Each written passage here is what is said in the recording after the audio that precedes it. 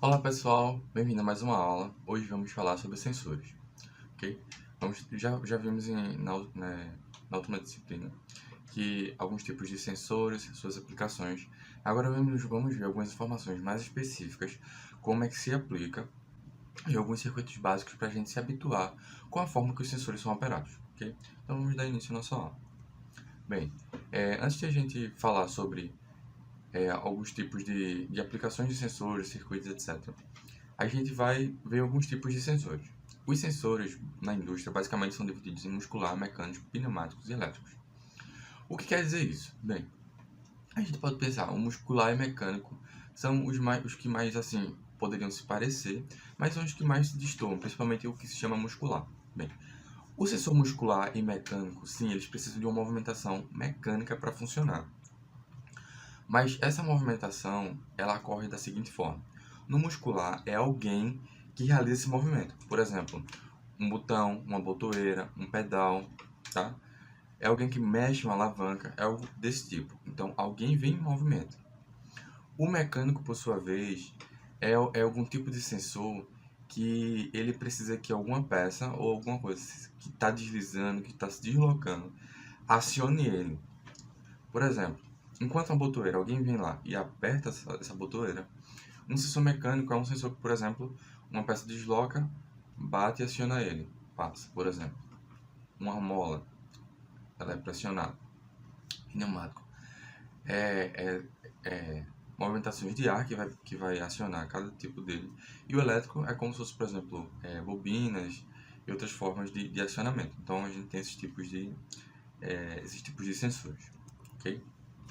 Só relembrando os nossos sensores principais: sensor reflexivo, sensor laser, sensor indutivo, capacitivo. A gente pode ver aí um painel com essas ilustrações.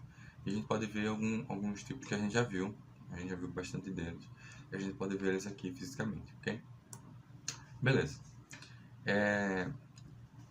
Aqui é essa pergunta: onde fica o sensor de ativação? A gente está afirmando isso, né? Onde é que ele fica? Bem, o sensor ele fica basicamente com uma função de tornar aquele objeto ligado ou desligado. Por exemplo, ele está no meio da alimentação. Os sensores, por exemplo, como nessa figura, a gente tem uma fase alimentando e o neutro alimentando a, a lâmpada. Essa lâmpada aí que é representada por um X. Na indústria, a representação da lâmpada é um X. O sensor ele vai estar ligando ou desligando de acordo com aquilo que estiver acontecendo. Então, se o sensor ele é ativado, a lâmpada liga. Mas se não for, a lâmpada desliga. Entendeu? O sensor fica no meio da alimentação. Ele permite ou não a passagem de alimentação. Por exemplo, a gente tem aqui uma aplicação com Arduino. Percebam que a gente tem um sensor piezo, um sensor de pressão, um sensor de toque.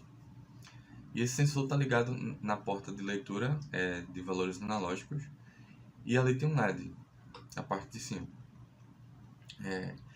Para quem não sabe, o Arduino é uma plataforma de prototipação que compõe com um microcontrolador e a gente pode fazer diversas programações. Mas focando aqui nessa parte que a gente tem um sensor piezo, um sensor de toque, a gente percebe que com a ativação de um sensor, algum sistema pode ler esse sensor e realizar alguma ação, como por exemplo dizer aquele LED ligue, porque tem alguma coisa sendo movimentada no nosso sensor. O sensor de umidade, por exemplo, por dentro, o sensor aquele NTC, ele que geralmente é azulzinho, mas esse encapsulamento aí é branco. A gente tem a parte de umidade, que é um capacitor, e a parte de temperatura, que é um sensor NTC. Então a gente vê que um sensor ele pode ser composto por mais de um sensor. Essa foi a função dessa ilustração aqui. A gente pode colocar no encapsulamento várias coisas compostas. Bem, o que é um transdutor?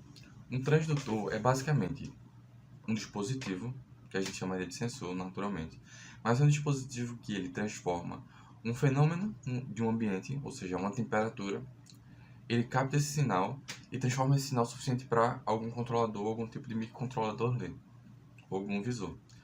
Por exemplo, aquele nosso sensor capacitivo, ele não somente é um sensor, porque o sensor ele tá ali emitindo, mas aquilo ali é um transdutor, porque ele transforma a parte de campo elétrico em informação suficiente para um microcontrolador ler. Então a gente já viu alguns conceitos bem importantes, algumas especificações. Então, agradecer a vocês a atenção, a gente se vê na próxima aula para continuar explicando sobre esse assunto, ok?